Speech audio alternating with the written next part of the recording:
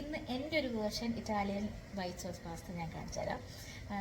അത് എൻ്റെ വേർഷൻ എന്ന് പറയാൻ കാരണം, നോർമലി നമ്മൾ വൈറ്റ് സോസ് ഉണ്ടാക്കുന്നത് മൈദയും പിന്നെ കുറച്ച് പാല് അങ്ങനെയൊക്കെ ചേർത്തിട്ടാണ് നമ്മൾ അതിൻ്റെ വൈറ്റ് സോസ് ഉണ്ടാക്കുന്നത്. ഇവിടെ നമുക്ക് അത്രയും ആവശ്യമില്ല. നമുക്ക് ഇവിടെ ഇങ്ങനെ ഒരു സോസ് ഇങ്ങനെ അവൈലബിൾ ആയിട്ടുണ്ട്. ഇതിവിടെ കിട്ടുന്ന ഇത് ഈ പറയുന്ന പോലെ നമുക്ക് വൈറ്റ് സോസായിട്ട് ഉപയോഗിക്കാം. നോർമലി വൈറ്റ് സോസ് പാസ്ത ഉണ്ടാക്കുന്നത് നമ്മുടെ പെന്ന പാസ്ത വെച്ചിട്ടാണ്. അതാണ് പെന്ന പാസ്ത എന്ന് പറയുന്നത്. ഈ ഒരു പെന്ന പാസ്ത വെച്ചിട്ടാണ് നമ്മൾ വൈറ്റ് സോസ് പാസ്ത ഉണ്ടാക്കുന്നത്. പക്ഷെ ഞാനിന്ന് ഡിറ്റമിനി വെച്ചിട്ടാണ് ഉണ്ടാക്കുന്നത്.